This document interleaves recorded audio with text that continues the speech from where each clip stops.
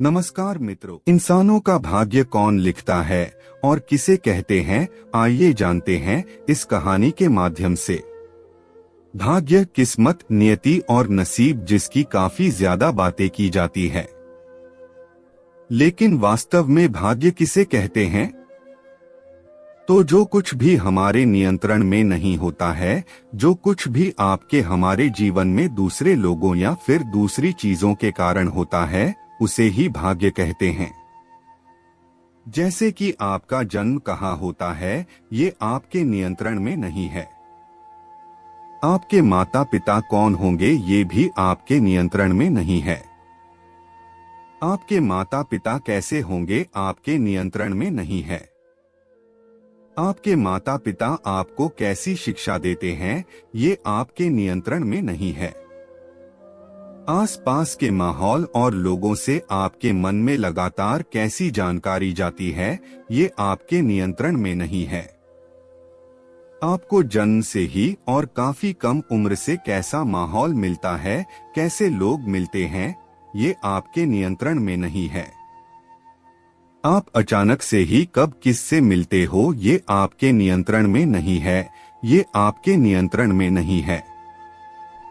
इस तरह से जो कुछ भी आपके नियंत्रण में नहीं है, वो भाग्य है। कर्म और भाग्य।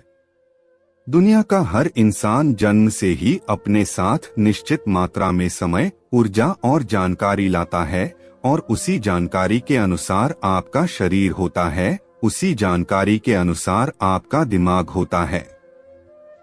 अब कोई इंसान जो भी जानकारी अपने साथ लाता है, साथ ही जन्म से इंसान को जैसा माहौल मिलता है, ये चीजें उस व्यक्ति के कर्म और भाग्य पर गहरा प्रभाव डालती है। जिस भी तरह की जानकारी कोई व्यक्ति जन्म से ही अपने साथ लाता है, उस तरह की चीजों की तरफ उस व्यक्ति का झुकाव अधिक होता है। जिसके अनुसार व्यक्ति कर्म करता है, फिर यही कर्म किसी व्यक्ति का भाग्य बनाते हैं। जिस भी तरह की जानकारी कोई व्यक्ति अपने साथ लाता है, उसी जानकारी के अनुसार चीजें किसी व्यक्ति को अपनी ओर आकर्षित करती है, जो व्यक्ति के भाग्य का निर्धारण करती है।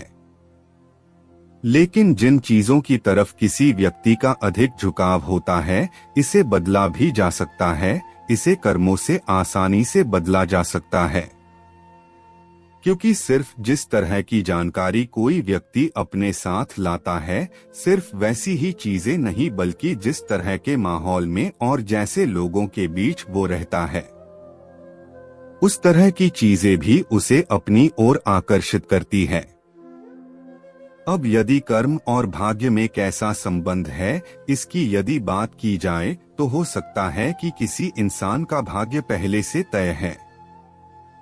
हो सकता है कि किसी व्यक्ति के कर्म ही उसका भाग्य बनाते हो, लेकिन ये बात तो बिल्कुल तय है कि यदि किसी इंसान ने जन्म लिया है, तो उसे कर्म तो करना ही करना है, और फिर ये ही कर्म उसका भाग्य बनाते हैं। किसी व्यक्ति का भाग्य कौन लिखता है? किसी व्यक्ति का भाग्य कौन बनाता है, या फिर किसी भी व्यक्ति का भाग्य कौन लिखता है? क्या किसी व्यक्ति का भाग्य उसके अपने ही कर्मों से बनता है, या फिर किसी भी व्यक्ति का भाग्य जन्म से ही तय होता है, जो कि उसके किसी जन्म के कर्मों के अनुसार होता है? तो बात ऐसी है जिसे साफ तौर पर देखा जा सकता है कि दुनिया के हर इंसान का भाग्य एक दूसरे से जुड़ा होता है। किसी भी इंसान का जन्म जहां भी होता है, तो काफी हद तक वहां के लोगों से उस इंसान का भाग्य जुड़ा होता है। अब वहां जितने भी लोग होते हैं, उन्होंने ने भी कभी ना कभी और कहीं ना कहीं जन्म तो लिया ही होगा ना, तो उनके भाग्य का निर्धारण भी काफी हद तक दूसरे लोगों से हुआ है, और इसी तरह से इंसानों का भाग्य एक दूसरे से जुड़ा होता है। अब किसी इंसान में ढेर सारी अच्छाइयाँ हो सकती है, तो किसी इंसान में बुराई भी हो सकती है। किसी इंसान में अच्छाई है या फिर बुराई, लेकिन व्यक्ति इसी अच्छाई या बुराई के अनुसार अपने कर्म करता है, और फिर ये ही कर्म उसका भाग्य बनाते हैं। किसी भी इंसान का भाग्य एक तो उसके अपने कर्म बनाते हैं और फिर उसी व्यक्ति का भाग्य उसके आसपास के माहौल और आसपास के लोगों पर भी निर्भर करता। दुनिया के हर इंसानों का भाग्य एक दूसरे से जुड़ा है। ना तो कोई व्यक्ति जन्म से ही अपराधी होता है और ना ही कोई व्यक्ति जन्म से ही महान होता है। ये तो उस व्यक्ति के कर्म होते हैं जो कि उसे महान या फिर जो भी बना देते हैं। लेकिन जन्म से ही किसी इंसान को इस बात की भी कोई समझ नहीं होती है कि उसे क्या करना है, कैसे करना है। तो ये सब कुछ उसे आसपास के लोगों द्वारा बताया जाता है और कुछ वो आसपास के लोगों को माहौल देखकर सीख जाता है। तो कई सारे लोगों के थोड़े थोड़े सहयोग से वो इंसान काफी कुछ सीख जाता है। अब वो जो भी करता है, उसने जो सीखा है वो करता है, मतलब अब उसके कर्म उसी के अनुसार है। जो कुछ भी उसने अब तक आसपास के लोगों के कर्मों से सीखा है, तो इस तरह से उसके कर्मों का श्रेय आसपास के लोगों को जाता है। इस तरह से उस इंसान के कर्म आसपास के लोगों के कर्म से जुड़े होते हैं। अब क्योंकि कर्म से भाग्य बनता है और उसके कर्म दूसरों के कर्मों से जुड़े हैं, तो इस तरह से उसका भाग्य भी दूसरों के भाग्य से जुड़ा है।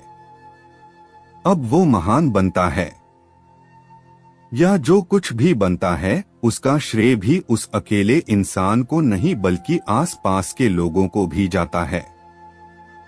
जो कुछ भी कोई एक करता है, उसकी वजह सब होते हैं। जो सब करते हैं, उसका असर एक पर होता है। जो एक करता है, उसका असर सभी पर होता है। जैसे कि किसी एक इंसान के दिमाग में ख्याल आया मोबाइल फोन बनाने का, इस एक इंसान के एक ख्याल का असर पूरी दुनिया पर हुआ और हमारी दुनिया ही बदल गई।